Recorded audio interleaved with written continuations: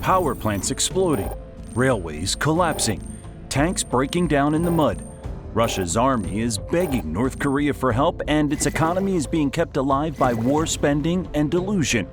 This isn't a Cold War superpower. It's a zombie state lurching toward collapse in real time.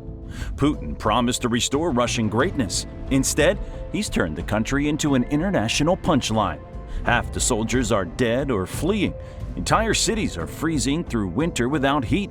North Korean workers are laying Russian train tracks. And the Kremlin's solution? More war. More lies, more rot. But this collapse doesn't stop at Russia's borders, because when a nuclear-armed empire falls apart, the whole world trembles. Welcome to the final act of the Putin era and the slow-motion collapse of a country that once terrified the world, but can't even keep the lights on. Russia's economy looks like it should be okay. Actually, it looks a lot healthier than even some of the world's biggest economies. It grew at a rate of 4.3% in 2024. That was more than the United Kingdom or even the United States. Actually, a 4.3% growth rate is something American politicians might look on with envy.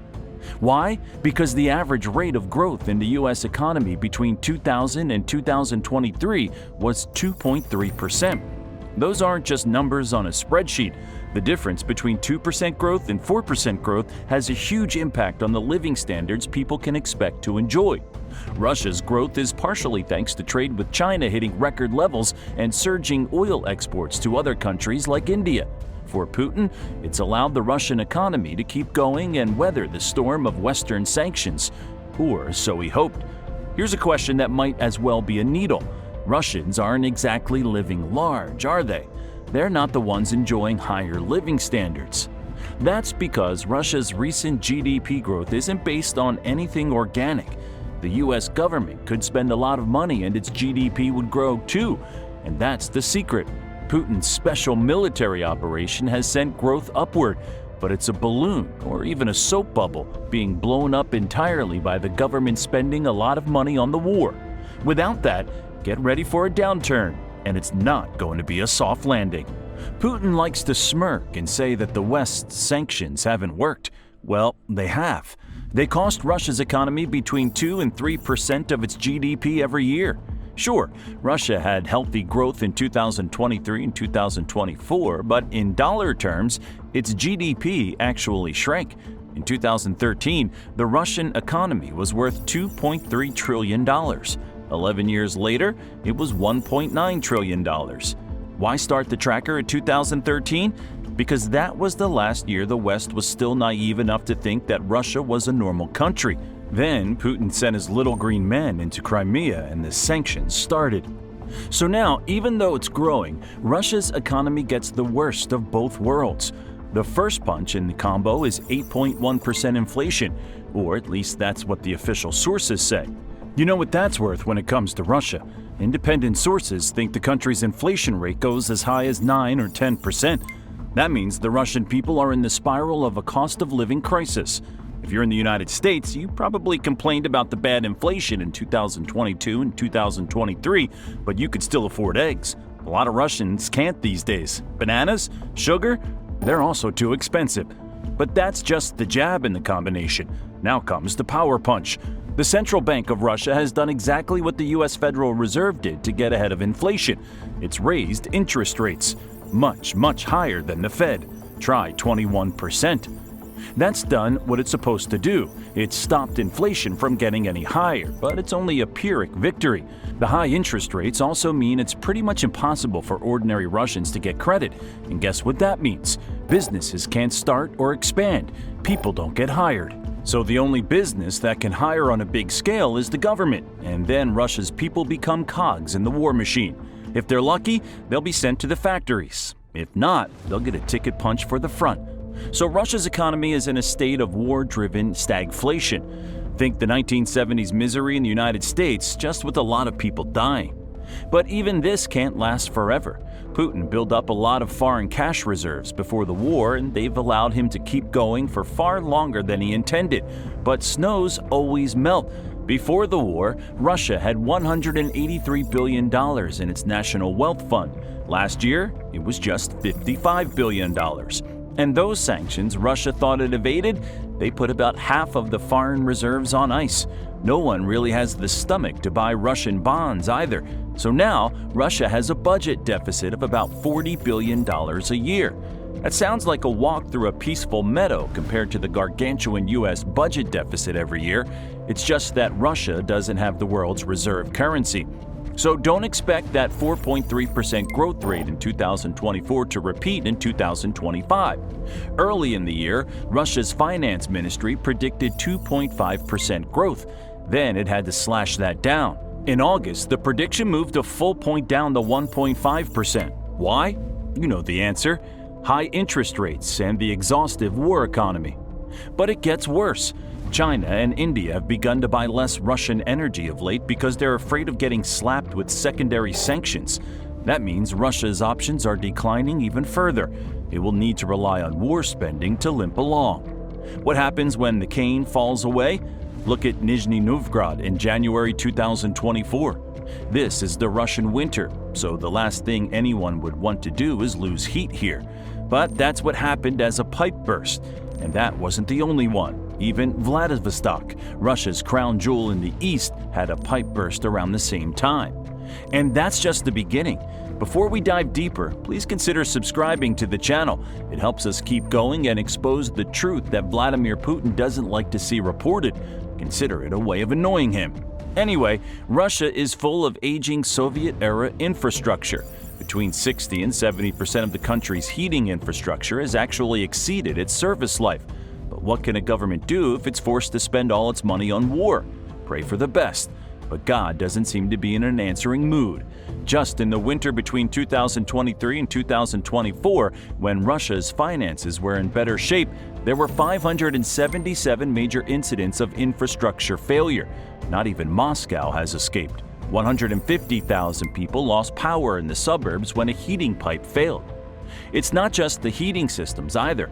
Russia's transit infrastructure has also come under strain, and that's not exactly great for home defense. Last August, Ukraine was in the mood for a special military operation of its own. It took the war into Russian territory by invading Kursk Oblast. Russia was caught by surprise because how dare Ukraine invade back, right? Still, Putin couldn't risk such an embarrassment to his regime, so he had to rush reinforcements to the border again. It didn't go smoothly. Remember that convoy that was stalled outside of Kiev for days and piled up for miles at the start of the war? Putin probably, privately, had an unwelcome feeling of déjà vu as the latest news rolled into the Kremlin. Russia relies heavily on its rail network for both military and commercial transportation, but it's hardly a first-class operation. This is no Japanese Shinkansen network. Trains were crammed into Kursk's stations. The movements were so badly executed that freight into Belarus had to be stopped due to congestion. And the similarities with Kiev don't stop there. A lot of trains were simply abandoned on the sidings because there wasn't enough labor to move them back. Why? How's this for cannibalization? A lot of Russia's train workers were either drafted into the military or reassigned to factories to produce war goods. So the railway network was short of 3,000 train drivers and assistants. It's gotten so bad that Russia has been forced to resort to offering signing bonuses in hopes of attracting new workers. The thing is, they won't even be able to properly repair their rail networks because the Western sanctions Putin dismissed mean that they can't get many critical spare parts. So naturally, Russia's railway freight has fallen to a 15-year low, and yes, that includes the pandemic. But the tragic comedy only gets deeper from here. What's a country without its people? Russia has had a falling fertility rate since the 1950s. It bottomed out at 1.16 in 1999. There's a surprise when you look at the chart though. In 2022 and 2023, the fertility rate was about 1.4. Then in 2024 and so far in 2025, it spiked to 1.83. That's probably news Putin will welcome, but it's not going to save Russia from the cold long-term math. Sub-replacement fertility is just the first hit to Russia's demographic prospects. The special military operation was only supposed to last for a few days. But then Ukraine did a lot better than Putin expected, and suddenly he needed to call reservists to the colors in the first of a wave of mobilizations. Oh sure, Putin made sure to avoid calling in reservists from Moscow and St. Petersburg, but it didn't stop a lot of the people there from leaving anyway. Up to 1.5 million people left, and they're not just any people. They're a mix of business owners, tech workers, and other well-educated individuals. So Russia's economy became even more dependent on the energy industry. The reservists unlucky enough to stay in Russia were sent to the front, and it's making the demographic problems even worse. This summer, Russian casualties passed 1 million. In June, the Center for Strategic and International Studies estimated the number of dead at 250,000. If you're a statesman in Russia, how do you plan on replacing that amount with such a low fertility rate? Immigration? Not likely. 80% of Russians think there are too many immigrants in the country. Russia might not be a democracy, but it has responded to the public pressure by cutting its quota for foreign residency permits. That was 10,600 in 2023, but only 5,500 in 2025. Not that Russia is a popular destination for immigrants anyway. After all, Putin has pretty much resorted to forced recruitment and coercive conscription. Putin has lured foreign workers into Russia and then sent them to the front under threat of deportation or much worse, enjoying the hospitality of a Russian jail. But even that's still not enough, so Russia had to make a deal with North Korea to get the necessary manpower. About 12,000 troops have come to Russia, helping to fight off the Ukrainians in Kursk. There's even an exhibition of North Korean war paintings that opened in Moscow in September of 2025. So now Russia gets the dubious distinction of being a partner in North Korea's propaganda, not because it was the first choice, but because there was no other choice. But have you ever thought about something? Why exactly has Russia taken 1 million casualties against an enemy that it outnumbers and outshoots? Here's just one paradox. Russia always used to consider itself a tank power. It had more tanks than any other country before the war, by far. There were at least 10,200 tanks. 3,300 of them were operational. Then there were the ones in storage. In total, the Soviet Union and its successor state produced 17,300 tanks between the 1950s and the invasion of Ukraine. It was the stuff of NATO's worst nightmares. Think of a mechanized version of a zombie apocalypse. That's why the West designed its own tanks like the Abrams, Challenger, and Leopard. These tanks are meant to be highly survivable because quality had to matter. Russia's tank fleet is even one reason why aircraft like the F-22 Raptor are around. It was designed to make sure NATO didn't lose superiority in the skies. That was the only way to ensure that the alliance could fight against endless waves of Russian tanks, without resorting to nuclear weapons. But Ukraine has shown something in 3 years. Zombie apocalypses are only movies, at least for now. The real apocalypse is with Russia's tanks. As of October 1st, 2025, the Oryx blog reports that Russia has lost 4,152 of them. 3,071 of these have been damaged, 73.9% of the total. That's because they're temperamental. They can't take much damage or their unprotected ammunition magazines will explode and blow the tops off the things. That's why you have stories of Russian tanks going airborne. Get it? With the premier tanks in the fleet up in the sky in flames, Russia has had to break out tanks from the 1950s and 60s out of storage. And it turns out that making tanks fly isn't the only one of the tricks in this bad magic show. There's some accounting fraud in it too. When then Defense Minister Sergei Shoigu said that Russian factories delivered 1,530 tanks to its forces in December 2023, he didn't mention that 85% of them weren't newly manufactured units. They were just refurbished Cold War-era junk. The other 15% of them were newer stuff like the T-90M, but even that 15% wasn't what you would call legit. Some of them were just upgraded older hulls, and the T-90M is still just a derivative of the old Soviet stuff, which is why it can get airborne too. The T-14 Armata was and still is a no-show, and that story is a disaster that might as well have its own video. Russia's war economy is covering some of the shortfall, but it's still losing tanks at an astounding rate. By late 2024, the cracks in the foundation were showing. The Economist reported that Russia was starting to see shortages of its Soviet-era tanks. It was also resorting to taking the barrels off of old towed artillery and putting them on self-propelled howitzers. Early in 2024, Britain's Royal United Services Institute reported that it expected the Russian military to perform at a high level that year and throughout 2025, but that the losses would pile up and seriously degrade its performance in 2026. That prediction looks like it's coming right on schedule. So at last we've arrived at the most tragically funny irony. Russia might have cannibalized its economy for the war, but the performance of its military has been so subpar that it won't matter much in the end. But for Putin, there's no way out. It's his war. He has to make it work or find himself taking an early vacation to a Siberian dacha at best. This fact isn't a laughing matter for Russian people, but it means that Kremlin watching can be an interesting business.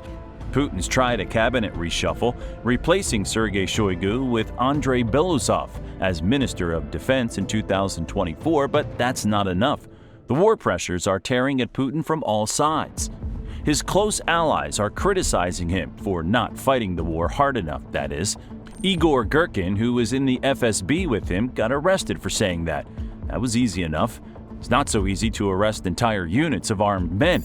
That could be the biggest trouble of all. Russia is a vast country with hundreds of different languages and ethnic groups. In fact, it's still an imperial system. These people are held together more by the strength of central government in Moscow than any natural ties. Without that, you might be amazed at how quickly some of them can go at each other's throats. Dagestani and Chechen units have gotten into it among each other, and Russia's ethnic minorities have taken a disproportionate share of the war's casualties so that ethnic Russians don't need to.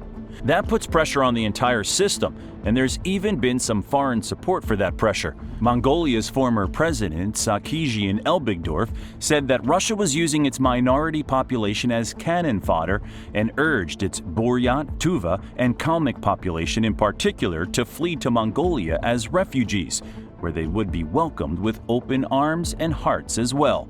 Moscow's remaining partners in the region are also getting alarmed. Even the former Soviet states in Asia don't want to rely on Russia for protection anymore. Armenia wasn't happy with Russia when its ally didn't do much to help it during its wars with Azerbaijan earlier this decade.